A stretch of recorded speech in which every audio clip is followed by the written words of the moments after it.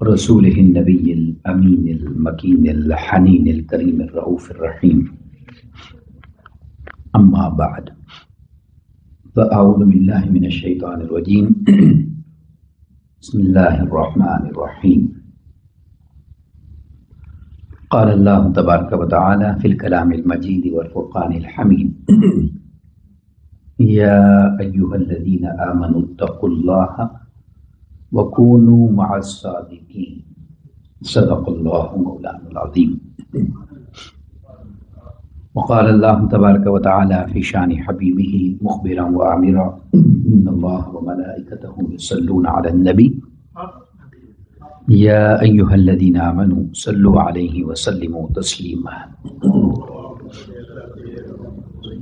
مولاي صل وسلم دائما أبدا على حبيبك خير الخلق كلهم محمد سيد الكونين والثقلين والفريقين من عرب ومن عجم. يا رب بالمصطفى بلغ مقاصدنا واغفر لنا ما مضى يا واسع الكرم. اللہ اللہ کیے جانے سے اللہ نہ ملے، اللہ اللہ کیے جانے سے اللہ نہ ملے، اللہ والے ہیں جو اللہ سے ملا دیتے ہیں۔ الحمدللہ تعالی اللہ رب العزت کی توفیق اور آقا کریم علیہ الصلوۃ والسلام کی نظر پاک کی خیرات کے صدقے میں ہم سب ماہانہ 11ویں شریف کی اس بابرکت محفل اور نشست میں حاضر ہیں۔ دعا ہے کہ اللہ رب العزت اپنی رحمت خاص کا حصہ ہم سب کو نصیب فرمائے اور ان مبارک محافل میں ہم سب کو بادب بیٹھ کر ان محافل میں ملنے والی برکات کو اپنے دامن میں سمیٹنے کا شعور اور توفیق عطا فرمائے۔ آج کی اس مبارک نشست میں نے آپ کے سامنے سورہ التوبہ کی آیت مبارکہ نمبر 119 تلاوت کرنے کا شرف حاصل کیا، جس میں اللہ رب العزت نے ارشاد فرمایا یا ایھا الذین آمنوا اتقوا اللہ، اے ایمان والو اللہ سے ڈرتے رہو، وکونوا مع الصادقین، اور اہل صدق کی معیت میں شامل رہو۔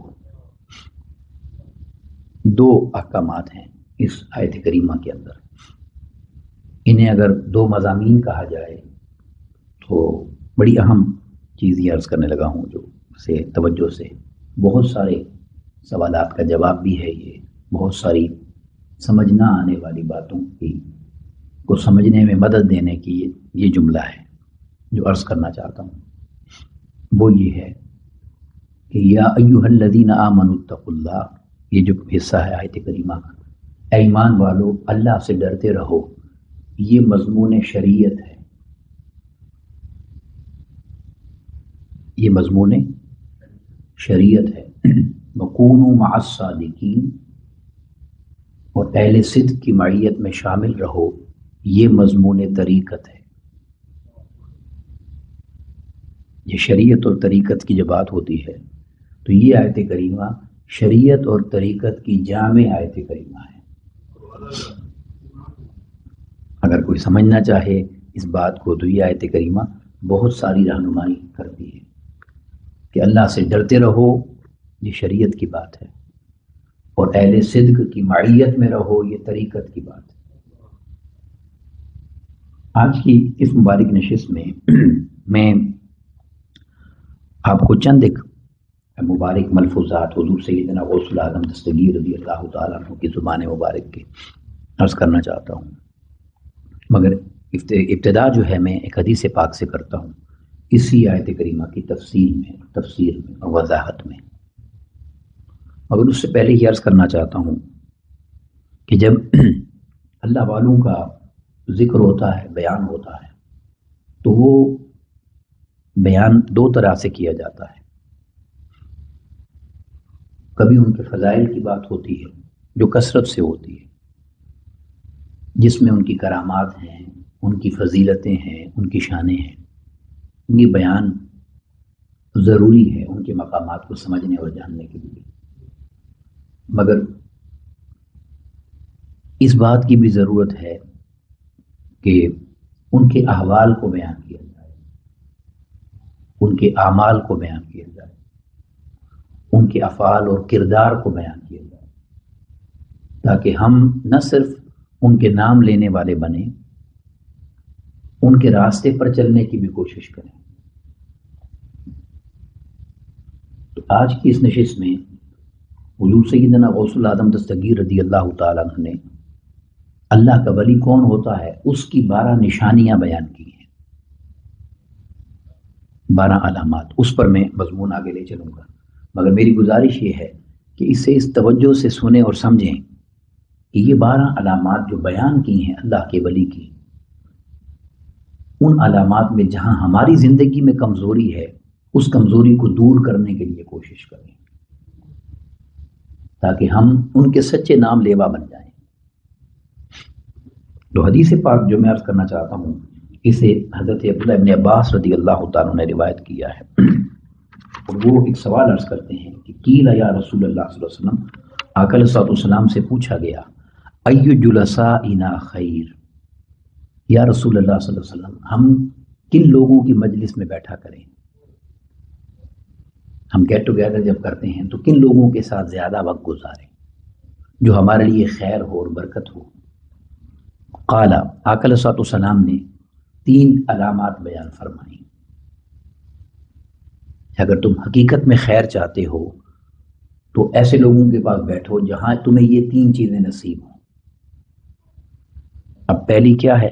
فرمایا من ذکرکم اللہ رؤیتہ، اس بندے کی مجلس میں ضرور بیٹھو کہ جس کو جب دیکھو تو اللہ یاد آ جائے، جس کو دیکھنے سے اللہ یاد آئے، اس بندے کی مجلس میں رہا کرو۔ اور پھر آقا علیہ السلام نے فرمایا وَزَادَ فِي عِلْمِكُمْ مَنْطِقُهُ، اور اس بندے کی مجلس میں بیٹھو کہ جس کی گفتگو تمہارے علم میں اضافہ کرے، یعنی جس کی مجلس میں بیٹھے ہیں تو کچھ لے کر اٹھے، علم نصیب ہوا، کچھ مل گیا۔ اور تیسرا آقا علیہ السلام نے فرمایا وَذَكَرَكُمْ بِالْآخِرَةِ عَمَلُهُ، اور اس بندے کی مجلس میں بیٹھو کہ جس کا عمل دیکھو تو تمہیں آخرت یاد آ جائے، یعنی چہرہ دیکھو تو اللہ یاد آئے، جب وہ کلام کرے تو اس کے کلام سے علم نصیب ہو، اور جب اس کے عمل کو دیکھو تو عمل سے آخرت یاد آ جائے۔ فرمایا ایسے لوگوں کی مجلس میں بیٹھنا خیر ہی خیر ہے۔ وہی حکم قرآن مجید کا، فرمایا کونوا مع الصادقین، اہل صدق کی معیت میں شامل ہو جاؤ اور ڈٹے رہو۔ اب ان کی جو مجلسیں ہوتی ہیں وہ مجلسیں کس طرح علم دیتی ہیں، کس طرح رہنمائی کرتی ہیں، اور جب حضور سیدنا غوث العظم دستگیر رضی اللہ عنہ کی بات ہو تو ان کی ذات تو کسی تعارف کی محتاج ہی نہیں ہے، کہ جن کی ایک ایک مجلس میں واعظ کا، خطاب کا اور اثر انگیزی کا عالم یہ ہوتا تھا کہ 40 جنازے اٹھتے تھے۔ ان کی گفتگو کا کمال کیا ہوگا اور کردار کی عظمت کا عالم کیا ہوگا۔ میں آپ کے 2 جملے برکت کے لیے عرض کر کے پھر میں وہ 12 نشانیاں جو آپ نے بیان کی وہ عرض کرتا ہوں ولی کی۔ اب یہ جو ایک جملہ جو ایک آپ نے 2 جملوں کی صورت میں ایک بات کہی، اگر آپ اس کو توجہ سے دیکھیں تو یقین کریں یہ پورے دین کا خلاصہ ہے جو حضور سیدنا غوث العظم دستگیر رضی اللہ تعالیٰ نے 2 جملوں میں بیان کیا۔ اور وہ کیا آپ بیان کرتے ہیں، فرماتے ہیں کہ التعظیم لامر اللہ، نصیحت کرتے ہوئے آپ نے فرمایا کہ یہ 2 کام کرو۔ پوچھا گیا حضور کیا کریں؟ فرمایا التعظیم لامر اللہ، ہر حال میں اللہ کے امر کی تعظیم کرو، جو اللہ کا حکم ہے اس سے کبھی بے وفائی نہ کرو۔ التعظیم لامر اللہ، اس کی تعظیم کرو، اسے پورا کرو۔ اب آگے فرماتے ہیں وَالشَّفْقَةُ عَلَى خَلْقِ اللَّهِ، اور اللہ کی مخلوق پر ہمیشہ شفقت کرو۔ اب میں نے آپ کو کہا نا کہ یہ پورے دین کا خلاصہ ہے، تو کیسے؟ دین 2 چیزوں کا جامع ہے، حقوق اللہ اور حقوق العباد۔ تو تعظیم لامر اللہ یہ حقوق اللہ ہے، وشفقت علی خلق اللہ یہ حقوق العباد ہے۔ اور پھر اس کی وضاحت خود آپ نے فرمائی کہ تعظیم لامر اللہ کیسے ہوتی ہے، یعنی اللہ کے امر کی تعظیم کس طرح کریں۔ خوبصورت کلام ہے آپ کا۔ آپ نے فرمایا کن مع الخالق، اللہ کے ساتھ ایسے ہو جاؤ، اس طرح اللہ کے ساتھ ہو جاؤ کہ بلا خلق، کہ بیچ میں مخلوق نہ آئے۔ یعنی جب اللہ کی بات ہے اور اللہ کے کسی حکم کو پورا کرنے کا وقت ہے تو پھر مخلوق تمہیں روک نہ سکے۔ کن مع الخالق بلا خلق، اللہ کے ساتھ معاملہ ہو تو مخلوق رکاوٹ نہ بنے۔ اور پھر آپ نے فرمایا وَكُن مع الخلق، اور جب مخلوق کے ساتھ معاملہ ہو بلا نفس، تو پھر تمہارا نفس بیچ میں نہ ہو، وہ معاملہ اللہ کے لیے ہو۔ جب یہ نصیب ہو جاتا ہے انسان اللہ کا ولی بن جاتا ہے، ولایت کے راستے پہ چل پڑتا ہے۔ پھر وہ اس میں جتنا اپنے آپ کو نکھارتا چلا جاتا ہے، جتنا اور اپنے آپ کو مضبوط کرتا چلا جاتا ہے، ولایت کے اتنے بلند مرتبے پر وہ فائز ہو جاتا ہے۔ تو اللہ کے ساتھ معاملہ ہو تو بیچ میں مخلوق نہ آئے، اور مخلوق کے ساتھ معاملہ ہو تو بیچ میں نفس نہ آئے، اپنی خواہش اپنی چاہت نہ ہو، جو کچھ ہو اللہ کی رضا کے لیے۔ تو آپ بیان کرتے ہیں کہ جو شخص اللہ کا ولی ہوتا ہے اس میں 12 صفات پائی جاتی ہیں،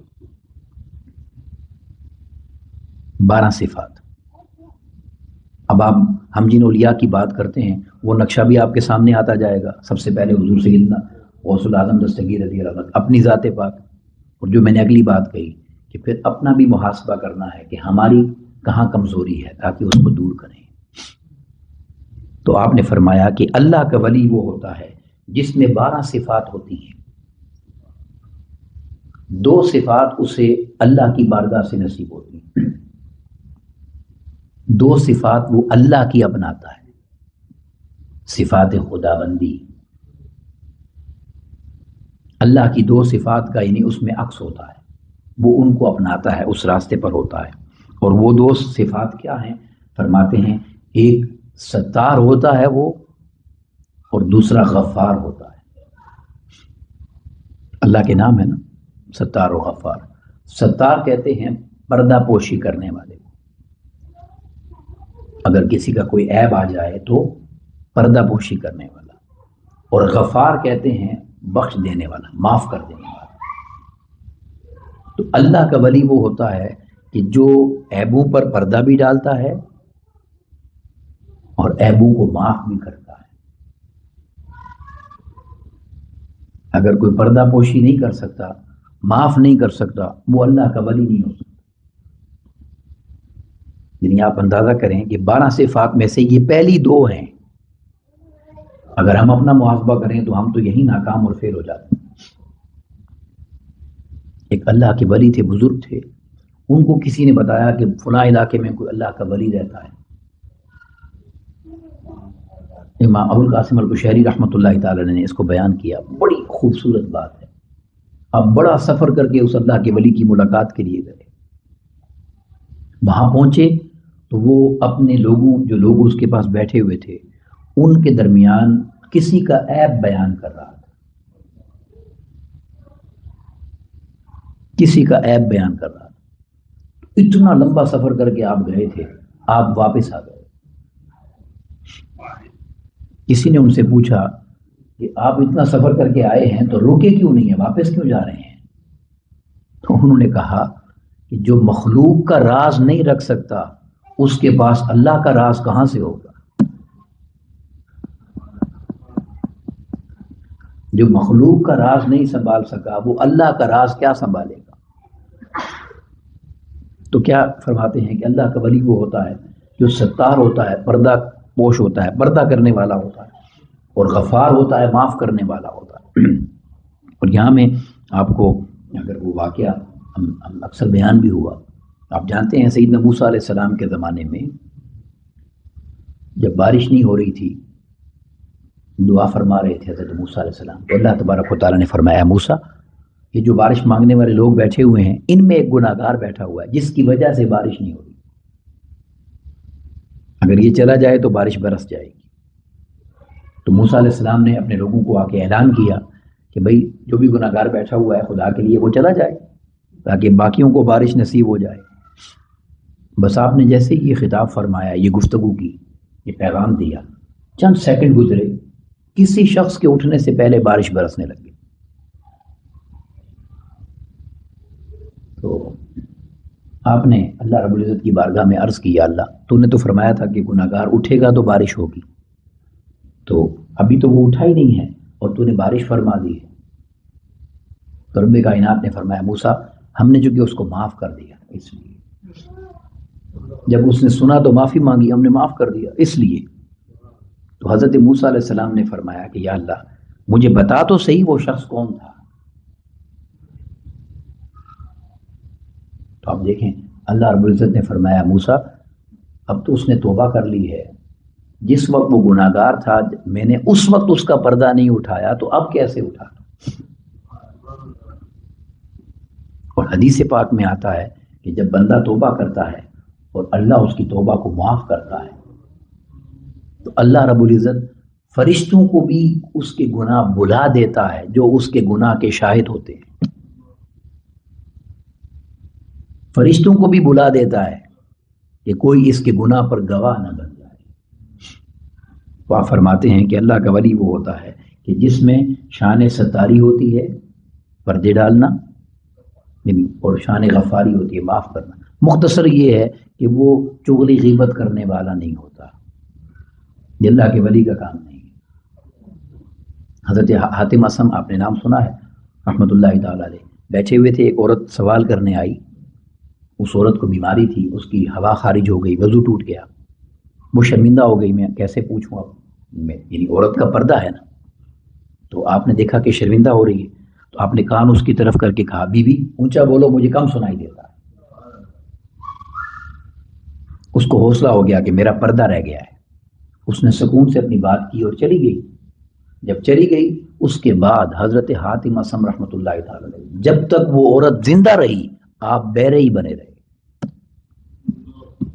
اس وقت تک نہیں کہ بعد میں بھی اگر کسی نے بتا دیا کہ وہ صحیح سن لیتے ہیں تو وہ پھر شرمندہ ہو۔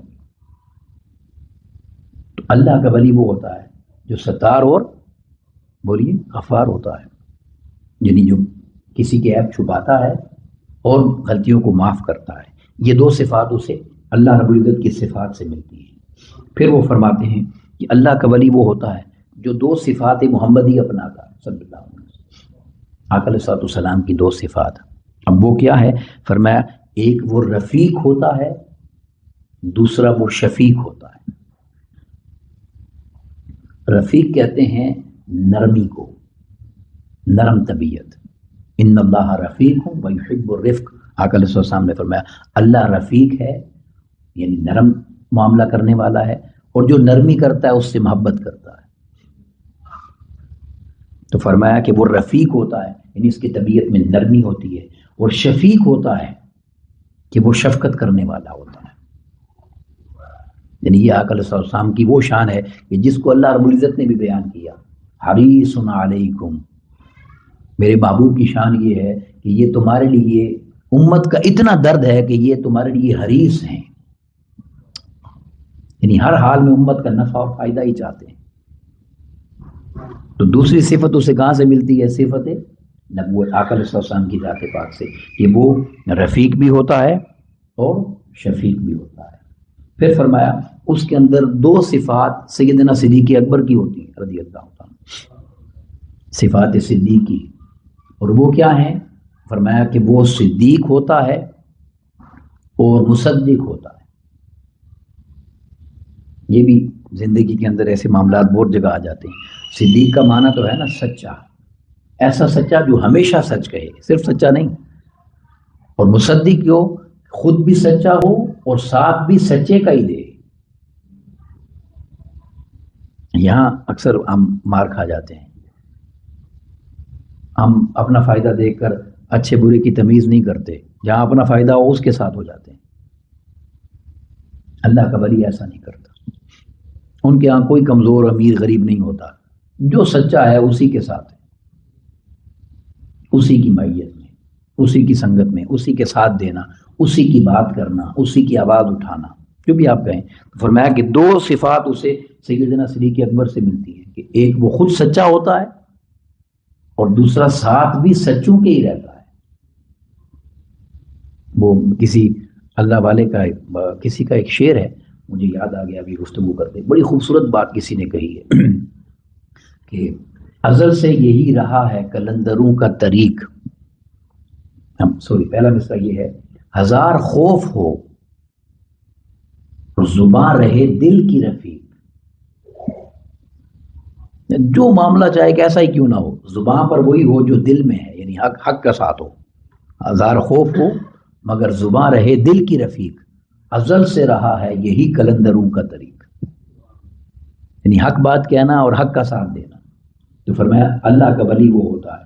اور یہ اس لیے بھی مشکل ہو جاتا ہے کہ آج کل دیکھیں نا، اگر ہم آج کل کا جو معاملہ چل رہا ہے جس وجہ سے تصوف پر انگلی اٹھتی ہے یا اللہ والوں کی اس طریق پر، راستے پر، طریقت پر انگلی اٹھتی ہے، یا کوئی پیری مریدی کے سوال کرتا ہے کہ یہ کیا طریقہ ہے، تو یہ اسی لیے سوال کرتا ہے کہ جو حضرت پیر صاحب ہیں وہ برے کو برا ہی نہیں کہتے.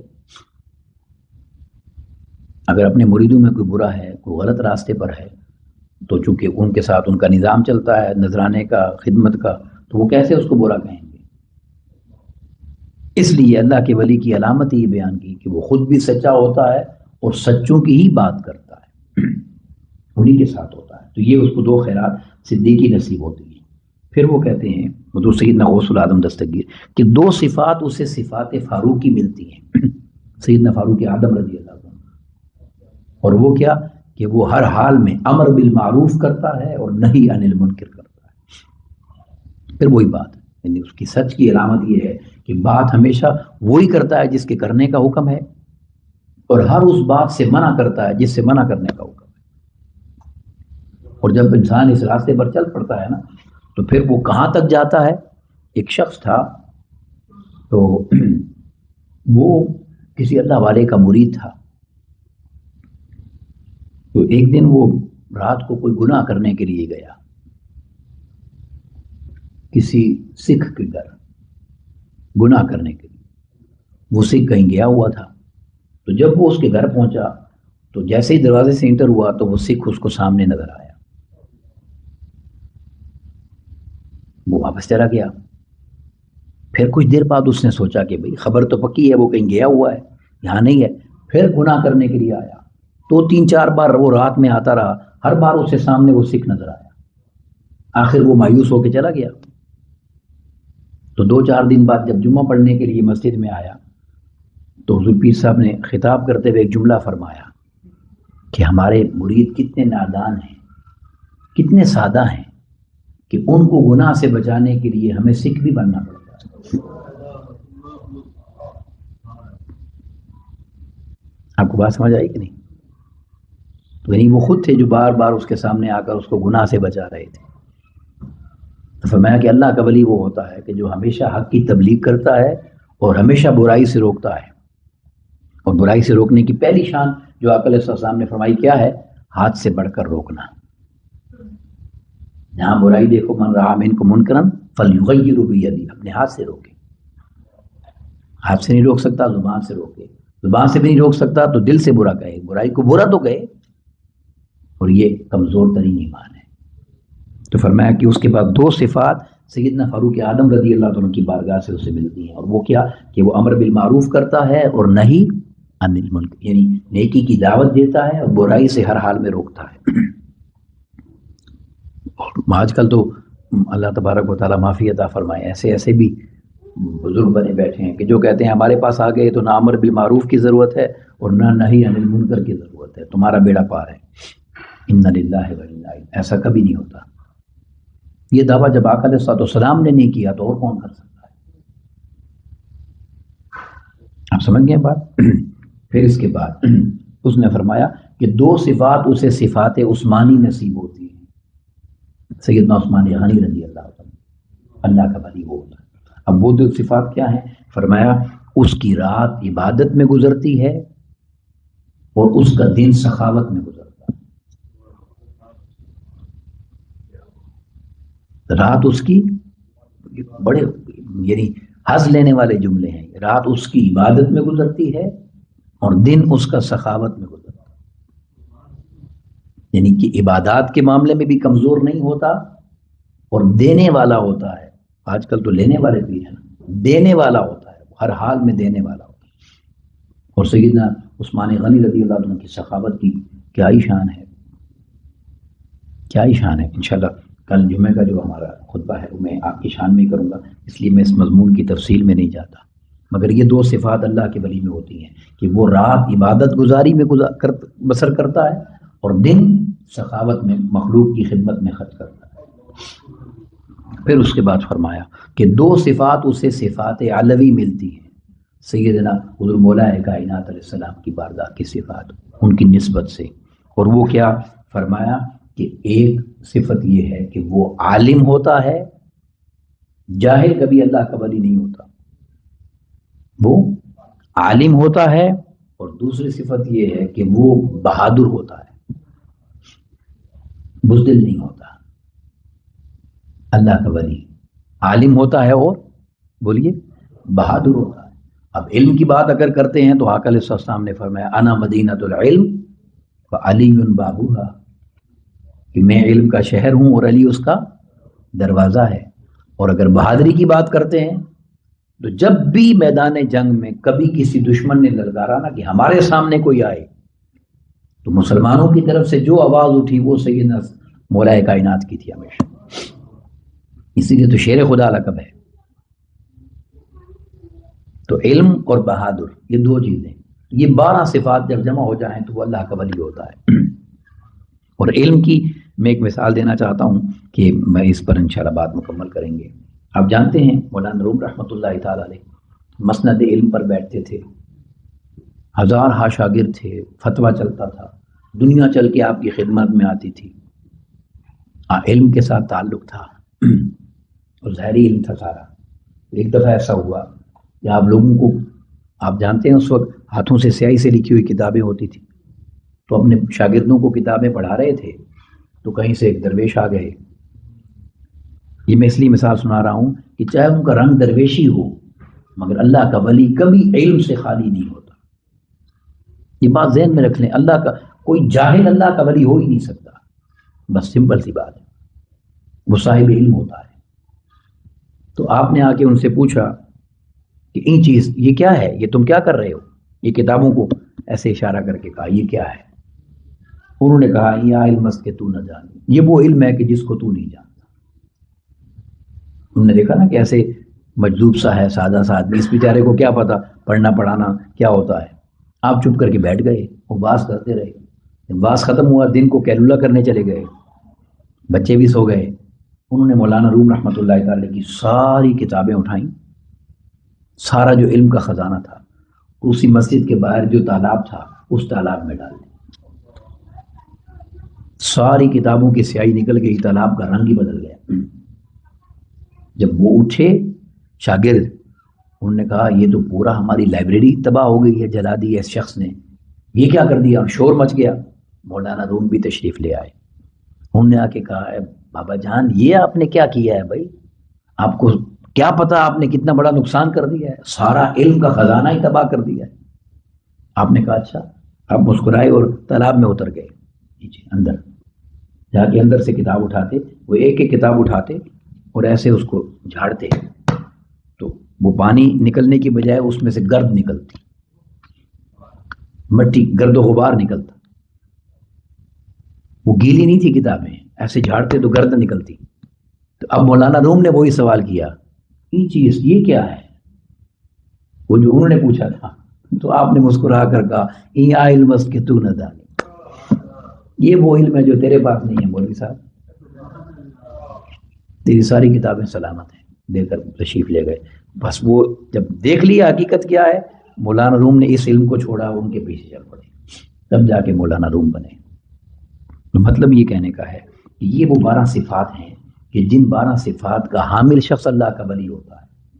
میں ان کو صرف 12 کو پڑھ دیتا ہوں، اور کوشش یہ کریں کہ ان صفات کو اپنانے کی کوشش کریں کہ وہ ستار ہوتا ہے، پردہ پوش ہوتا ہے، اور وہ غفار ہوتا ہے، معاف کرنے والا ہوتا ہے، پھر وہ رفیق ہوتا ہے، نرم طبیعت والا ہوتا ہے، اور وہ شفیق ہوتا ہے، شفقت کرنے والا ہوتا ہے، پھر وہ صادق اور مصدق ہوتا ہے، یعنی سچ کہتا ہے اور سچوں کا ہی ساتھ دیتا ہے، سچ کا ساتھ نہیں چھوڑتا، پھر عمل بالمعروف، ہمیشہ نیکی کی بات کرتا ہے، والنہی عن المنکر، ہمیشہ برائی سے منع کرتا ہے، روکتا ہے، پھر جب سیدنا عثمان غنی کی بات آتی ہے تو رات عبادت کرتا ہے اور دن بھر سخاوت کرتا ہے، اور جو مولا کائنات کی بات آتی ہے تو وہ عالم ہوتا ہے اور دین کے لیے وہ ہمیشہ بہادر ہوتا ہے۔